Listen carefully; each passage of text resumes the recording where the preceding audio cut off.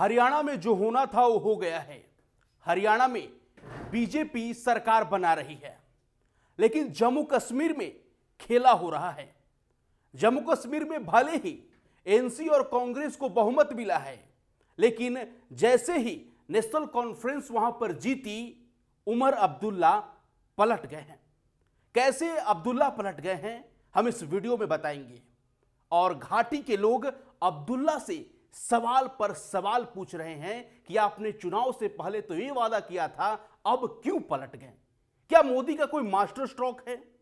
क्या मोदी और शाह कुछ जम्मू कश्मीर में खेल करने जा रहे हैं? इसी को समझने के लिए हमारे प्रधान संपादक सुनील राउत जी एक बार फिर से जुड़ चुके हैं। सर, आप कह रहे हैं कि उमर अब्दुल्ला चुनाव के बाद पलट गए हैं। क्या वजह है? कहां पलटी मार गए अब्दुल्ला? देखिए नीतीश पाठक, दरअसल घाटी में जी, खास तौर पर घाटी में, क्योंकि हाँ, घाटी से ही ज्यादा सीटें नेशनल कॉन्फ्रेंस को मिली है। 42 सीटें जीतकर उमर अब्दुल्ला ने अपनी ताकत जम्मू कश्मीर में दिखाई है। 6 सीटें कांग्रेस पार्टी को मिली है, माकपा भी साथ में है, मार्क्सवादी कम्युनिस्ट पार्टी 1 सीट जीती है। ऐसे तीनों मिलकर एक गठबंधन जीत कर आया है जी। लेकिन मोदी की ताकत क्या होती है, ये आज जम्मू कश्मीर के लोगों को देखने को मिली कि जो उमर अब्दुल्ला चुनाव में गला फाड़ फाड़ कर चिल्ला रहे थे कि ये कर देंगे, वो कर देंगे, ऐसा कर देंगे, वैसा कर देंगे, चुनाव के नतीजे आते ही भर भर के जब वोट दे दिया जम्मू कश्मीर के लोगों ने, उन्होंने पलटी मार ली है। पलटी क्या मारी है वो बताएंगे आपको आगे, लेकिन सबसे पहले मैं ये बता दूं कि उमर अब्दुल्ला ने चुनाव के दौरान क्या क्या वादे किए कश्मीर के लोगों से, जिसके बदले उनको भर भर के कश्मीर के लोगों ने वोट दिया। सबसे पहला उनका वादा था कि सत्ता में आएंगे तो 370 वापस लाएंगे, सत्ता में आएंगे तो 35 ये वापस लाएंगे, सत्ता में आएंगे तो सस्ता सिलेंडर देंगे, मुफ्त बिजली देंगे, सत्ता में आएंगे तो रोजगार देंगे, जम्मू कश्मीर को राज्य का दर्जा भी देंगे, जम्मू कश्मीर को राज्य का दर्जा देंगे। ये तो बड़ी मांग थी सबसे। लेकिन ये वो भी जानते थे, और ये शायद प्रदेश की जनता भी जानती हो, पढ़ी लिखी कुछ जनता, लेकिन बाकी लोग जो है वो तो इनके झांसे में आ गए। ये वो जानते थे कि चूंकि जम्मू कश्मीर पूर्ण राज्य नहीं है, यूनियन टेरिटरी है, यूटी है, दिल्ली की तरह, जिस पर लेफ्टिनेंट गवर्नर का शासन रहता है। मुख्यमंत्री बिना लेफ्टिनेंट गवर्नर के फैसले के, बिना लेफ्टिनेंट गवर्नर की सहमति के कोई फैसला नहीं ले सकते।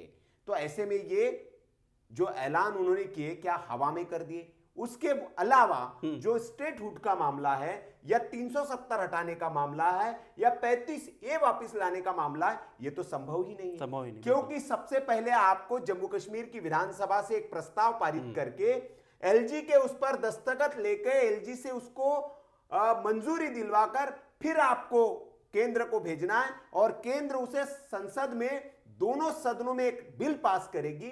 उस बिल के पास करने के बाद राष्ट्रपति के पास मंजूरी के लिए जाएगा, और राष्ट्रपति जब मंजूरी दे देंगे तब ये रिवोक हो सकता है। लेकिन जम्मू कश्मीर की जनता ने तो विश्वास जताया जी फारूक और उमर अब्दुल्ला पर, तभी तो भर भर के वोट दिए। मैं वही कह रहा हूं। लेकिन फारूक अब्दुल्ला आप जान गए हैं, और दूसरी बात, फारूक अब्दुल्ला ये भी जान गए कि अब जो होना था हो गया, जितने हमने जुमले फेंकने थे फेंक दिए, लेकिन अब तो जनता के बीच काम करना है, जनता के लिए काम करना है। और किसके साथ मिलकर काम करना है? केंद्र सरकार के साथ मिलकर काम करना है, क्योंकि जम्मू कश्मीर केंद्र शासित राज्य है। नीतीश पाठक, एलजी के पास चाबी है, एलजी के पास चाबी है, और हर बात के लिए आपको एलजी के पास जाना है। तो इसीलिए उमर अब्दुल्ला का पहला बयान आ जाता है, और वो बयान आता है कि हम केंद्र के साथ मिलकर काम करेंगे। इस बयान के बाद कश्मीर में भूचाल मच गया है, और इस बयान के बाद जो राशिद इंजीनियर है वो उन्होंने मुखर मोर्चा खोल दिया है, और उन्होंने कहा है कि अगर आपको केंद्र के साथ मिलकर ही काम करना था तो आपने जम्मू कश्मीर की जनता को बरगलाया क्यों? यह सवाल राशिद इंजीनियर पूछ रहे हैं उमर अब्दुल्ला से। साथ ही साथ ये पूछ रहे हैं कि आपने चुनाव लड़ा क्यों अगर आपके बस में नहीं था तो? आपने इतने बड़े बड़े वादे कर दिए, लेकिन एक वादा आप पूरा नहीं कर पाएंगे, तो आपने चुनाव क्यों लड़ा? ये सवाल उमर अब्दुल्ला से पूछा जा रहा है, तो उमर अब्दुल्ला जीत तो गए हैं, मुख्यमंत्री भी बन जाएंगे वो, लेकिन मुख्यमंत्री की कुर्सी मखमली नहीं है नीतीश, कांटों भरी कुर्सी है। सर पे जो ताज उनके मुख्यमंत्री का रहने वाला है उसमें भी कांटे लगे हुए हैं, क्योंकि मुख्यमंत्री उमर अब्दुल्ला के सामने सबसे बड़ी चुनौती यह है कि वो जो वादे उन्होंने किए हैं वो पूरे कैसे करेंगे। कहीं खटाखट स्कीम की तरह वो भी अधर में न लटक जाए, ये डर उमर अब्दुल्ला को सता रहा है, और इसीलिए पहले ही दिन उन्होंने पासा फेंक दिया है कि जी हम तो मोदी जी के साथ मिलकर काम करेंगे। अब जो राजनीतिक विश्लेषक है, बड़े बड़े धुरंधर है, वो ये कह रहे हैं कि ये मोदी का खौफ है कि पहले ही दिन जिस मोदी के विरोध से आपने सरकार बनाई, कहना पड़ रहा है कि उनके साथ मिलकर काम करेंगे, हम उनके शरणागत हो गए। तो ये वही है कि 370 डिग्री कह रहे हैं कि उमर अब्दुल्ला ने ऐसे पलटी मार ली है, अब कश्मीर की जनता को क्या जवाब देंगे। इसलिए कश्मीर का मुसलमान विरोध में उतर आ गया है।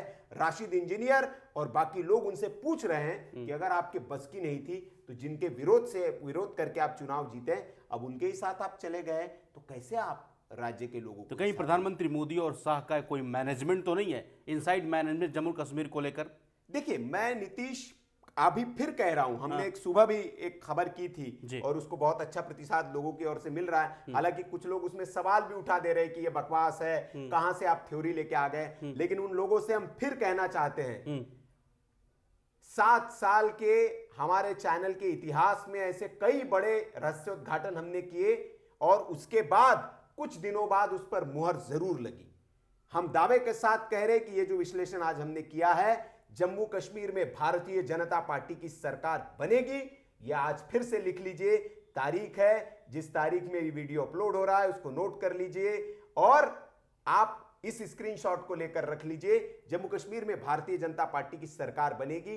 15 दिन में बने, 1 महीने में बने, 2 महीने में बने, 4 महीने में बने, भारतीय जनता पार्टी की सरकार निश्चित तौर पर बनेगी। दरअसल उमर अब्दुल्ला ने जितने भी बड़े बड़े वादे किए, सवाल तो यह है कि क्या वो पूरा कर पाएंगे। तो अगर आप संविधान के नजरिए से हम देखें, जो संविधान में जो शक्तियां मिली हुई है उनके अनुसार हम देखें, तो उमर अब्दुल्ला के लिए बहुत मुश्किल है। जैसे कि आपने कहा, चाबी एलजी के पास है। दिल्ली में क्या होता है, अरविंद केजरीवाल और जी के बीच लड़ाई चलती रहती है। अब वही सेम पिक्चर हमें जम्मू कश्मीर में देखने को मिल सकती है। फाइलें पास तो कर देंगे, लेकिन इसके लिए जाना उन्हीं के पास पड़ेगा। तो सबसे पहला जो इनका वादा है कि 370 हटाएंगे, आज उन्होंने एक और बयान दिया उमर अब्दुल्ला साहब ने। उन्होंने कहा कि हम जैसे ही सरकार अपना गठन करेंगे, पहली कैबिनेट की बैठक हम बुलाएंगे, और उस पहली कैबिनेट की बैठक में एक जो प्रस्ताव हम पास करेंगे, वो प्रस्ताव स्टेटहुड की बहाली का होगा, राज्य की बहाली का होगा। लेकिन सबसे बड़ा सवाल, क्या विधानसभा में प्रस्ताव पारित करके राज्य के स्टेटहुड को वापस लाया जा सकता है? बिल्कुल नहीं। यहां पर वो अपनी एक जो उन्होंने वादा किया है, उस वादे को एक इतिश्री वो कर रहे हैं कि जी हमने वादा किया था, देखिए हमने प्रस्ताव पास कर दिया। उस प्रस्ताव को लेकर उनको जाना एलजी के पास ही है, और एलजी उस पर दस्तखत करते हैं या नहीं करते हैं, ये बड़ा इंपॉर्टेंट सवाल है। क्योंकि एलजी दस्तखत करेंगे तो उसके बाद वो प्रस्ताव केंद्र को भेजा जाएगा, फिर केंद्र उसको संसद में लाएगा और संसद के दोनों सदनों से उसको पास कराएगा, फिर राष्ट्रपति जी उस पर हस्ताक्षर करेगी, तब जाकर कहीं जम्मू कश्मीर का स्टेट बहाल होगा। ये तय है कि जम्मू कश्मीर को स्टेट का दर्जा मिलेगा, क्योंकि संसद में अमित शाह कह चुके हैं, उन्होंने कहा, क्योंकि सुप्रीम कोर्ट कह चुका है कि इसको स्टेट का दर्जा देना चाहिए। तो लेकिन उसका एक प्रोसेस है। उन्होंने कहा कि सबसे पहले हम परिसीमन करेंगे, फिर हम राज्य में चुनाव कराएंगे, और फिर उसको हम स्टेट का दर्जा देंगे। अब दो तो बातें पूरी हो गई, परिसीमन राज्य में करा लिया गया, चुनाव भी हो गए, शांतिपूर्ण तरीके से चुनाव हुए। अब स्टेटहुड का सवाल आएगा तो अमित शाह कहेंगे कि हाँ भैया हम करेंगे, सत्र आएगा कोई तो उसमें ले आएंगे बिल हम। अभी तो 5 साल है ना मोदी सरकार के पास। तो अब ये जो स्टेटहुड है इतने आसानी से तो नहीं मिलने वाला है, क्योंकि सरकार जो है वो भारतीय जनता पार्टी की नहीं है। सर, इतिहास में ऐसा कोई मामला है जहां पर इस प्रकार की घटना घटी हो, तो हमारे दर्शकों को आप आसान भाषा में बताइएगा ताकि समझ पाए। नहीं, बिल्कुल। देखिए, मैं यूं ही नहीं कह रहा हूं नीतीश की केंद्र सरकार का मामला ऐसे मामलों में लटकाने वाला ही रहता है, और उसका कारण भी मैंने आपको बता दिया। क्योंकि कोई भी सरकार नहीं चाहेगी कि उसके शासन में किए गए काम पर उसके बदलने का काम दूसरे के शासन में हो, तो वो इतिहास में लिखा जाएगा। तो मैं आपको एक उदाहरण देता हूं हिमाचल प्रदेश का। थोड़ा सा हमको हिमाचल प्रदेश, ये हमारा हिमाचल प्रदेश में मैं हिमाचल प्रदेश में 1956 जो था, आप दर्शकों को भी बता दूं मैं और आपको भी बता दूं पाठक कि हिमाचल प्रदेश आज जो पूर्ण राज्य है जी। ये कभी पूर्ण राज्य नहीं था।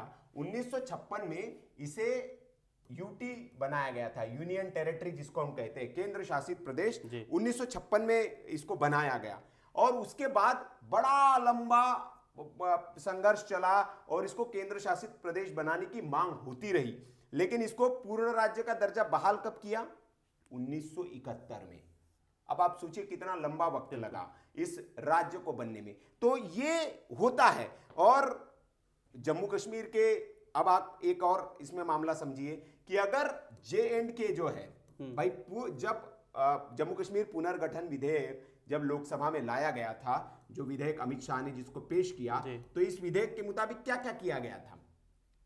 जम्मू एंड कश्मीर को अलग कर दिया गया और लद्दाख को अलग कर दिया गया था। लद्दाख को भी अलग यूटी बनाया गया है, लेकिन ये चंडीगढ़ की तरह यूटी है। यहाँ पर न तो कोई विधानसभा रहेगी, न यहाँ कोई इलेक्शन विधानसभा के नहीं होंगे, बाकी तो चीजें रहेंगी। तो ये यूटी जो बनाया गया है ये चंडीगढ़ की तरह यूटी बनाया गया है। तो अगर JNK को पूर्ण राज्य का दर्जा जल्दी वापस दे दिया जाता है तो लद्दाख के लोग भी तो वहां संघर्ष कर रहे हैं, लद्दाख के लोग भी सड़कों पर उतरे हुए हैं, कुछ लोग दिल्ली आ रहे हैं, वो भी अपने अधिकारों की वापसी की मांग कर रहे हैं। तो लद्दाख में भी भारतीय जनता पार्टी पर दबाव बन सकता है।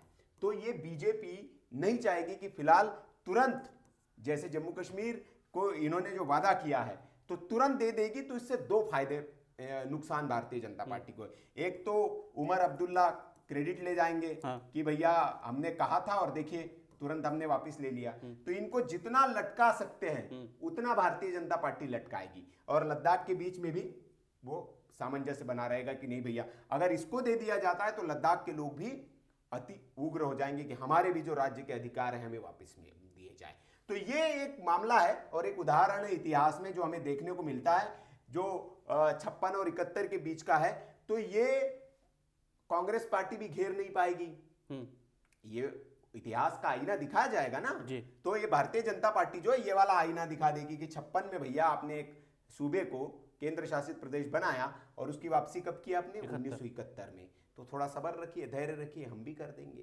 तो ये है नीतीश एक मामला। तो जिस तरीके से आपने आसान भाषा में समझा कि क्यों, आखिर क्या वजह है कि चुनाव परिणाम के अगले ही दिन उमर अब्दुल्ला पलट गए और उमर अब्दुल्ला का जो बयान है वो केंद्र सरकार के प्रति ज़्यादा नर्म बयान है। तो आपने आसान तरीके से समझा। बाकी देश और दुनिया की तमाम छोटी बड़ी खबरों को देखने के लिए आप बने रहे हमारे साथ और इस पर आपकी क्या राय है कमेंट करके जरूर बताएं।